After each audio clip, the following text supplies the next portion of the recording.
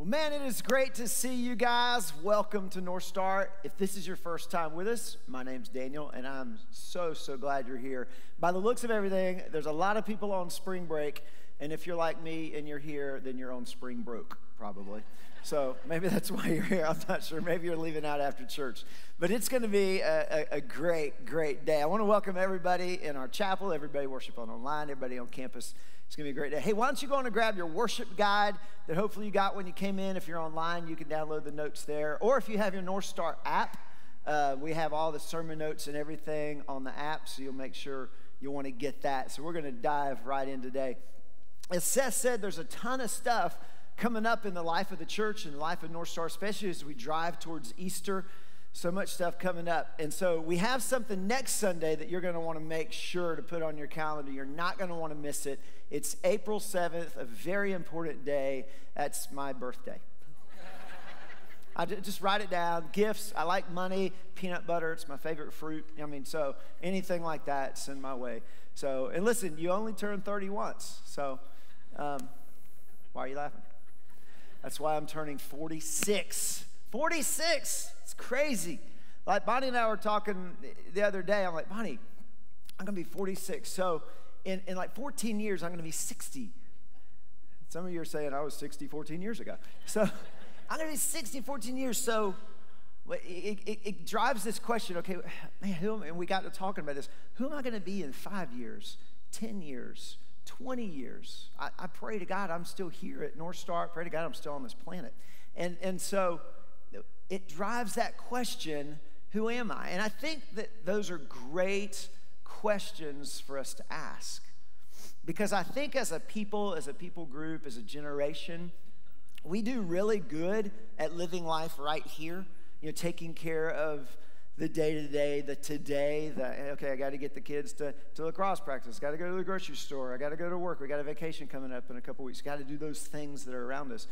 But I think that we greatly underestimate what God wants to do with us in the long term, right?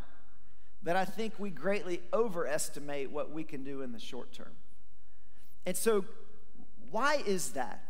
It's because I think we're a people that we see something, we lack that stick-to-itiveness, right? That's a word, stick-to-itiveness. We see something that we think, oh, that looks fun, that looks awesome, I'm really passionate about that. And then we jump in, and then guess what? That's a ton of work. I don't know, that's a lot of work. It's just not as fun as I thought it was. And then something bright and shiny comes along, and so we jump ship from this, and so we go over here, and then guess what? The same thing happens, and we don't stick with something long term. So what can happen in our life if we stick with something? Just if we put a concerted effort and focus on something, let's just say for 5 years, right? I'm not even going to talk 20 years right now. 5 years. So I did a little Google and did a little searching around. 5 years, what could you do if you just put your effort into something? Here's something. You could become fluent in a new language. Yeah, you can learn Spanish, French. Woo-hoo. You could learn that. What's that little African language? You could do all that. You could learn a new language in 5 years. What else? You could get a degree, right? Easily. You can get your undergrad. You can go back and get your master's.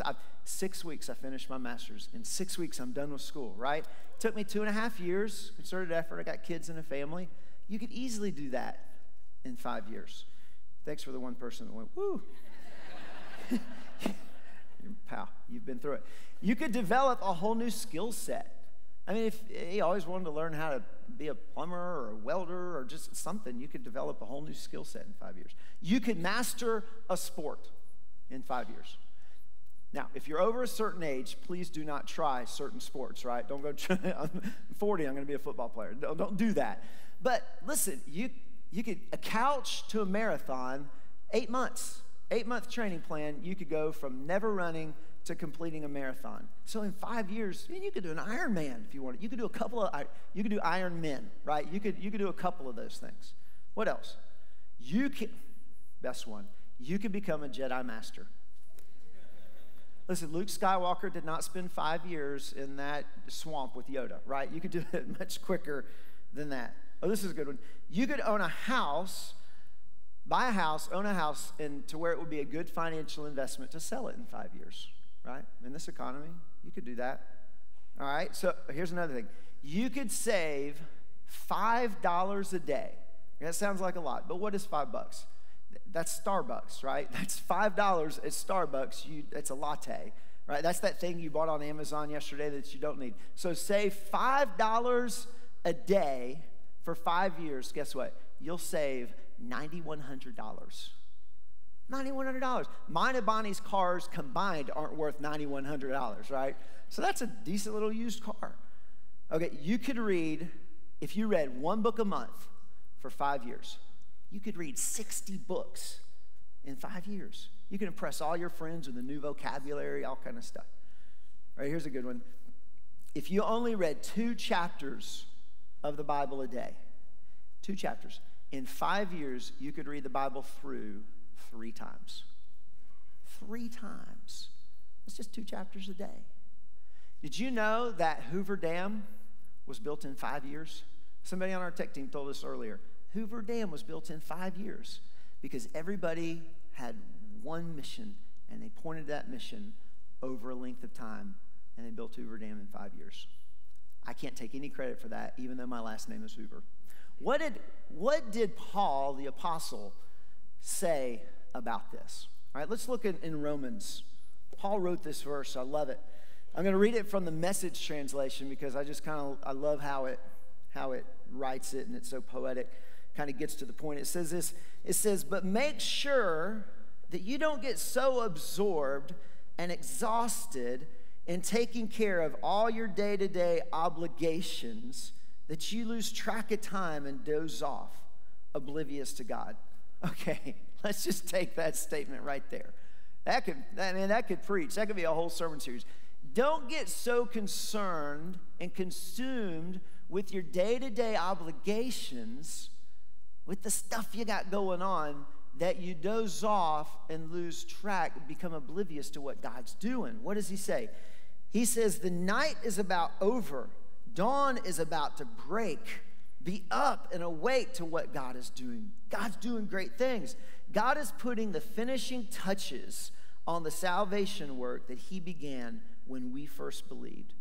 He says we can't afford to waste a minute. Don't squander these precious daylight hours in frivolity and in indulgence and sleeping around and dissipation and bickering and grabbing everything in sight and clicking on Amazon because we just want more. Don't sit around playing video games. I threw that in for you parents. Don't sit around. Get up. Get off the couch. God's doing great things. Get out of bed. Get dressed. Don't loiter and linger, waiting until the very last minute. He said, dress yourselves in Christ and be up and about. He's telling us here, he says, listen, God's doing great things. Don't get so consumed with the day-to-day that you miss out on what God wants for you for the long term. He tells us, why do we do that? Why do we get so focused on this right in front of us and we don't see this? I think it's because we have patterns, and we've developed and we allow patterns and ways in our lives. And write this down. This is your blank. You have to know it. The ways that you let in become the ways that you're set in. The ways that you let in become the ways that you're set in.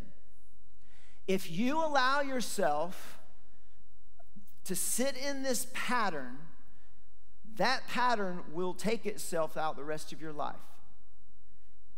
Most of us think that time heals all wounds. Time heals all things, right? In 20 years, Daniel, life's going to be different. We're going to be living in space. My life will be totally different. No. Here's what you have to understand. The you that exists in 20 years will simply be an exaggerated version of the you that exists now, right? So if you waste time and live life with no vision now, no purpose, you're going to do that then.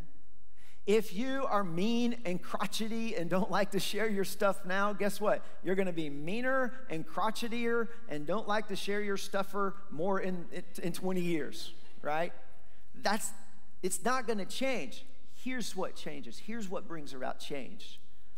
A vision, the right mindset, a vision and concerted effort appropriated over time creates lasting change.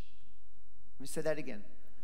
The right mindset and vision appropriated over time creates lasting change. So, here's the question.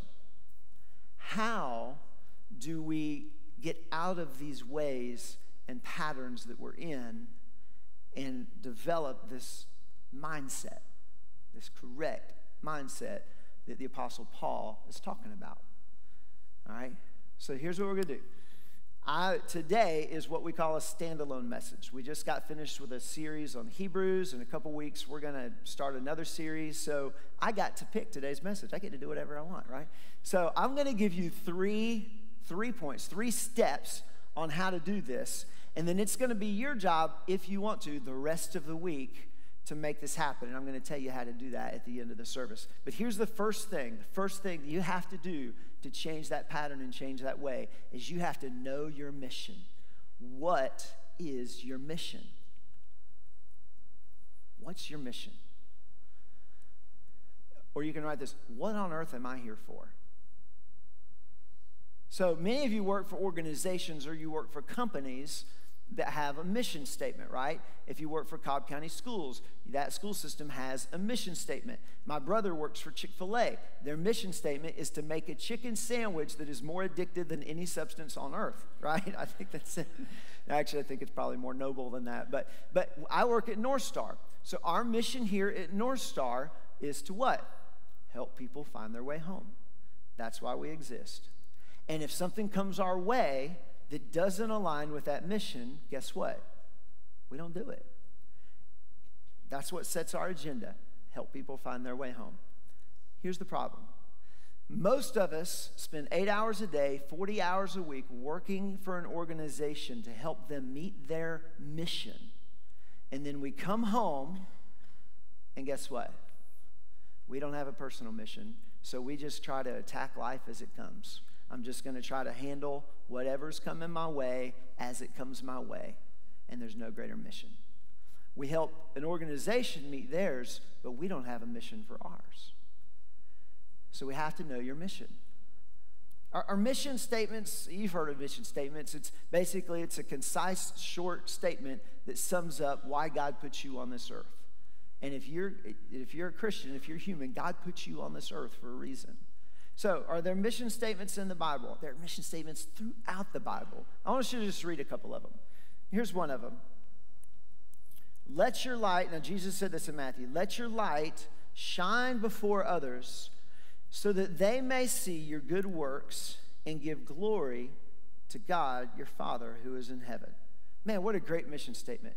I'm going to live my life in such a way that I will let my light shine before others so that I can glorify God in heaven. What a great personal mission statement. Here's another one, Matthew 28:19. So Jesus gave us this, and I think this is a mission statement that he gave for all Christians, right? So if you're in this room, I think your mission statement is going to need to be comprised of this idea. Therefore, go and make disciples of all nations, baptizing them in the name of the Father and the Son and the Holy Spirit. If you're a Christian, that's in your mission. Here's another one in Micah 6:8. He has told you, O man, what is good, and what does the Lord require of you but to do justice, to love kindness, and to walk humbly with your God. That's a great, great mission. So, the mission statement is it's the thing that you point your life to. It's the overarching reason why you're here. So, if your life falls down around you, if you lose your job, if you lose your home, if you lose a loved one, if you have to move out of the state, out of the country, if your life does not look like what you always wanted it to look like, guess what? Your mission doesn't change. You can still live on mission no matter where you are.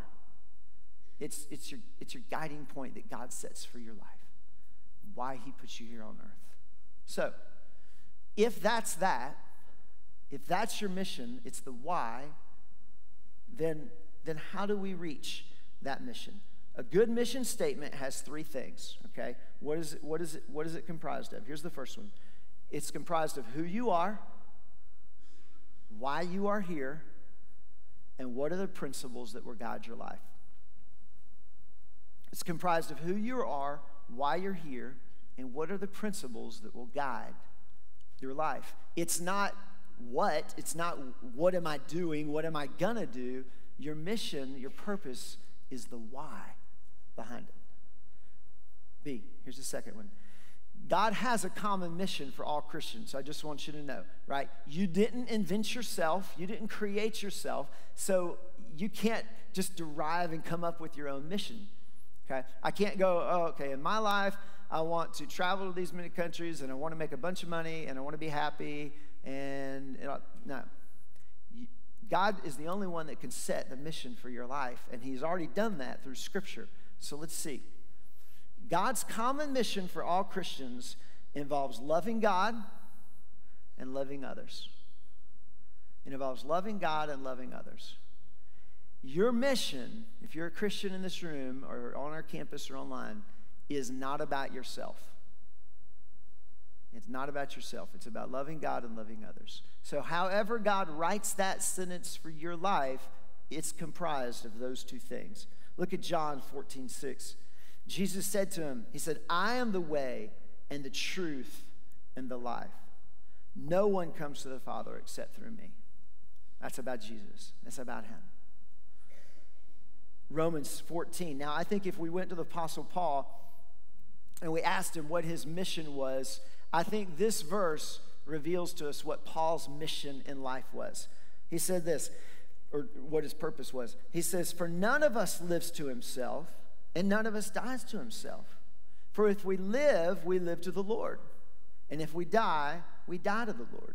So then whether we live or whether we die, we are the Lord's. So, Paul, why are you here? Well, I'm here, I live as Christ. Okay, but what if you die? Well, I die as Christ. I'm not mine. I'm the Lord's. I think that was Paul's mission. I think that was God's purpose for Paul. All right, so my mission for my life is to abide in Christ, and as he abides in me and lives his life through me, I will serve him, I will disciple others, and I'll build the church. That's what my life's about. I walk with God daily, and as he walks with me and he lives his life through me, I'll serve him, I'll disciple others, and I'll build a church. And that's my mission. So you have to find out what your mission is. Okay, so if this is your mission, it's the purpose why you're here, how on earth do I meet that mission? How do I live in such a way as to accomplish that mission? All right, I want to give you two things. Here's the first one. Find your life's goal. Underline that. Find your life's goal. What is your life's goal? Your life's goal is the chief way you seek to fulfill your mission. It's the chief way you seek to fulfill your mission. If the mission is why, the life's goal is the what. What am I going to do with my life to fulfill that mission? This is something that gets you out of bed in the morning. This is something that you could do it just energizes you. This is something that pours life into you. You still might need a vacation every once in a while. But man, you can come back and you can dive into this. All right? Jim Collins said that he talked about BHAG goals, right? Big, audacious, hairy goals. This is B. A life goal is an objective that is so big that it governs everything else you do, and it will likely take your entire life. It's a BHAG goal. It's a big, audacious, hairy goal. Okay, so Martin Luther King Jr., if his life's goal was to end discrimination for all people groups, was he successful in that? No, he didn't end discrimination for all people groups.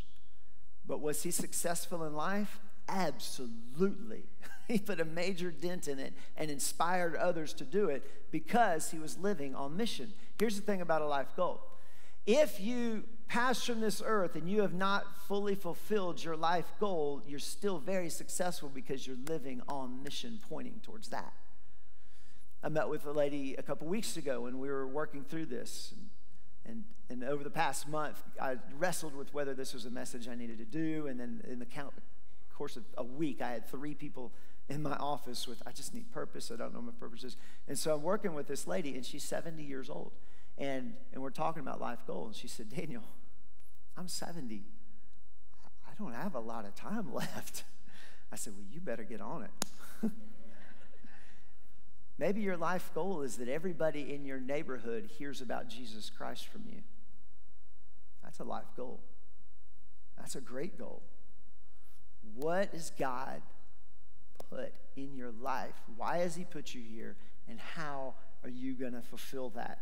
So we talked about Paul's mission statement was to live unto Christ, right? Everything was under Christ's authority. So then he says in Romans 20:21, I think this is his life goal. I think if you had to ask Paul, how are you going to fulfill your mission? I think this is what he would say. He said, and thus I make it my ambition to preach the gospel, not where Christ has already been named, lest I build on someone else's foundation, but as it is written, those who have never been told of him will see, and those who have never heard will understand. Paul's life goal, I believe, was to take the gospel into all the nations that have never heard of Jesus, that it's never been preached in. Did he succeed in taking it to every nation? No. I mean, there were places that weren't even discovered yet, and people groups that weren't discovered. Was he successful in what he did, though? Absolutely. Most of the New Testament was written by him, and their letters to the churches that he started in these places. And that's his life goal. What's your life goal? As we work through the process this week of finding out your mission, the next step is finding out your life goal. Here's the second way you're going to work to fulfill your mission. The first is your life goal. Here's the second. You're going to orient your roles. You're going to orient your roles. That's the blank. Now, what are your roles? Okay, there's some blanks underneath that on your worship guide or on your app, and I want you to just kind of write these in as I'm saying them. Are you a father? That's a role. Are you a mother? That's a role. And you can get broad here. You don't have to get too detailed. Are you an employee? Are you a Christian? Are you a church member? Just write down some of your roles in life. Maybe you're a teacher, maybe whatever that is. Write that down. So this is A. Each of your roles are callings given to you by God through which you serve God and others. All of the roles in your life are callings given by God. And that's how you serve. Remember, our mission is about God and others. That's how you serve God and others. So, if I'm called to ministry, right? And you would say, yeah, that's a definite calling. If you're a teacher, that's a definite calling. I spent a whole day at my kids' school a couple weeks ago. It's a calling. I have great respect for you. If you're in construction, that's a calling. If you may be in a job, you may be in a place and you're like, I do not want to be here. Guess what? God's got you there. God's got you there for a reason, and that is your calling for this season of life. You have to orient your roles to meet and to match your calling. Look at 1 Corinthians 7:17. It says this. It says, only let each person lead the life that the Lord has assigned to him and to which God has called him. What is that saying? It's saying God's got you where he's got you for a reason. Live on mission there, wherever it is. Whether it's your dream job, whether it's your dream family, or whether you don't know why on earth you're here. Live on mission wherever you are. I've heard this said before. Be where your feet are, right? We live out, but we're also where we are on mission. So, in my life, right, one of my callings in life, one of my roles in life is I'm a husband, okay? Remember, my mission is, part of my mission is to serve the Lord, okay? So as I abide in him, he abides in me, I serve God. So as a husband, the way I serve the Lord is I love my wife the way Christ loved the church. That's 1 Corinthians. That's the way I'm serving the Lord when I'm serving my wife, when I'm loving my wife. It's fulfilling my mission, okay? I'm also a dad. So I have a 7-year-old and a 9-year-old, okay? And I'm doing that because they're about that tall. So this is them right here. So I have a 7-year-old and 9-year-old, Colby and Josie, all right? Colby's 7, Josie's 9. Part of my mission, remember, is to disciple others. So as a father, as a dad, I'm not just father of these kids and, well, they're in my house and I'll get sent to jail if I don't feed them, so I got to send them to school and feed them. That's not why I do that, right? Right? It's way more than that. God has put a call in my life to disciple people, so I am discipling them. So in reality, I'm not raising my children. I'm actually raising someone else's husband. And I'm raising someone else's wife. And I'm discipling someone's employee one day. And I'm discipling someone who's going to go into a workplace and share Christ with somebody. That's who's living in my house. So I orient my role as father to disciple these two. And guys, I understand it's a daily struggle. Here, just eat this. I'm busy, right? But we have to live on mission. So a few weeks ago, Colby, 7-year-old, was playing baseball this year for the first year, right? And so we had practices and all this, and this was amidst all the rain, and so many practices and games got canceled, and so we got an email that said, hey, anybody wants to come and help us throw dirt on the fields and clean up some of the mud so we can play a game, that would be grateful. We'd be grateful. The last thing I wanted to do at 9 o'clock on a Saturday morning was to go shovel dirt. And then Colby walks in, and I remember, okay, I'm supposed to disciple him. This is my purpose. And so I look at Colby, get on your old clothes. Let's grab some gloves and some shovels, and let's go. He's like, what? I said, well, we play on those baseball fields, and we're not consumers. We're givers, so we need to go work the fields you play on, and we need to help. We need to serve others. And so we go, and out of hundreds of people that play there was a handful of people there. But you know what Colby learned? Colby learned we don't take, we give. Colby learned the discipline of helping, of serving. Colby's not playing baseball so Colby can play in Major League Baseball one day. I mean, I'm not going to lie, that would be cool. But Colby is playing baseball so that Colby can learn discipline. Colby can learn a work ethic. Colby can learn how to lose, which he's learning really good. His team's terrible. Colby can learn that all the kids in that dugout are kids that he needs to share Christ with and to serve. That's why he's playing baseball. It's discipleship, right? Your roles in your life are how you meet your mission. Orient your roles to that mission. When you live life on mission, Mr. Blank, each of the roles take on a new meaning. A lot of you are like, I don't want to find out my mission because God's going to move me to Africa, okay?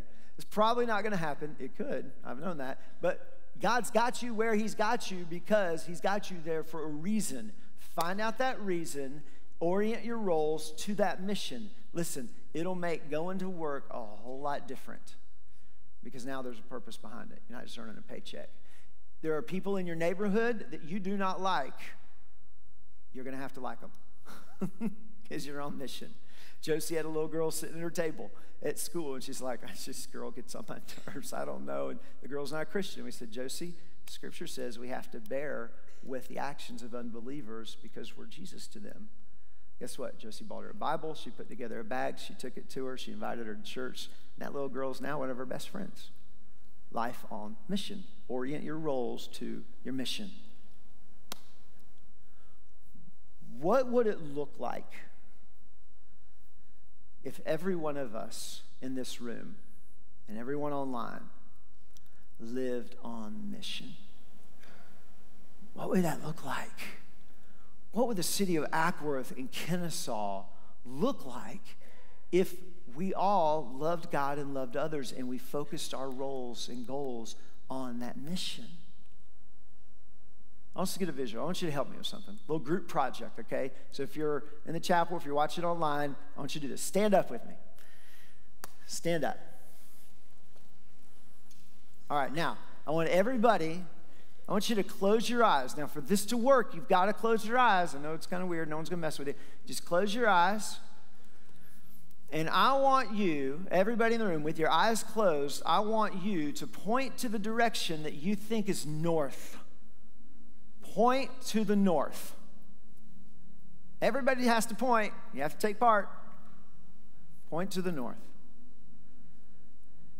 All right, now leave your hands there, and I want you to open up your eyes and look around. Everybody's pointing in different directions. I want you to do me a favor. In the chapel, in here, I want you to point this way. Point to the building that is NorthStar Place, that personal care home. Everyone point there. Look around. What does it look like for everyone to be pointing in the same direction? Guys, if we're living a life on mission, consistently, over a long period of time, helping people find their way home will not be an issue. Your workplace will be changed. This city will be changed. This church will be changed. These empty seats won't be here. If we're all living on mission. Let me say this. Focused, ongoing consistency. All right, hear me. Focused, ongoing consistency trumps short-term intensity every time. Focused, ongoing consistency every day for years trumps short-term intensity. It works that way with your finances. It works that way with your health. It works that way with your fitness. It works that way in your spiritual life. Every day, consistent, long-term, over 5 years, over 10 years, over 20 years, over 40 years, living on mission, you can change the world around you. You want to do that? I do. So, if you want to partake in this exercise, we've designed the Digging Deeper. So Digging Deeper is a daily devotional we write. It's based off the message. So this week's Digging Deeper is going to take you through the exercise of Monday and Tuesday is focused on how to write your mission. Find out from God what your mission is. All right? Wednesday and Thursday is on your life goal. Friday is on orienting your roles. You can download that from the app. You can download that from northstarchurch.org/diggingdeeper. Work the exercise. Guys, let's all point north. Let's all live on mission. Let's change our world. And don't do it once. Do it every day for the long haul.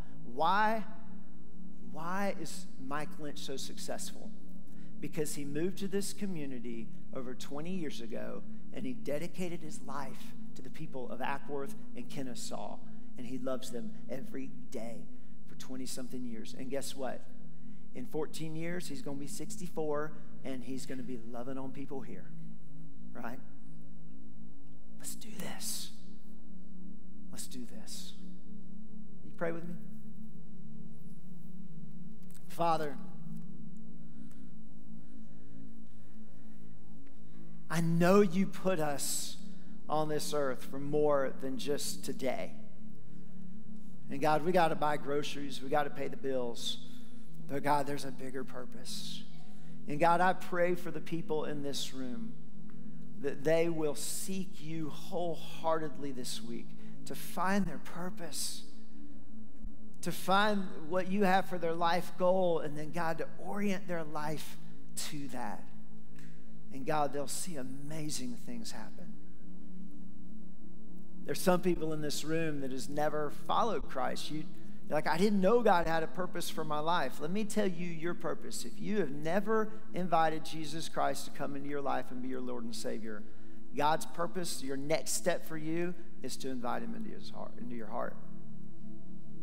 And then join him in loving God and love others. If you're here and you'd like to say that prayer, I'd love to lead you in it. I'd hate for you to leave this room and log off of this service and not get that opportunity. And just pray this prayer with me. Say, God, I know that I'm a sinner. I know that I've messed up. And the best way I know how, I want you to come into my life and be my Lord and be my Savior. If you prayed that prayer in your heart this morning and that's your heart's desire, then he has adopted you into his family. And we would love to be able to help you understand what that means. So if you prayed that prayer this morning, do me a favor. Please do not leave this room without doing this. Pull out your phone and simply text to NSC follow to the number on the screen. Let us know of your decision. Here's what's going to happen. We're going to follow up with an email, and we're going to give you some steps about how to live this Christian life. Father God, thank you so much for giving us a higher purpose. Lord, take us on a journey this week to know you more. In Christ's name.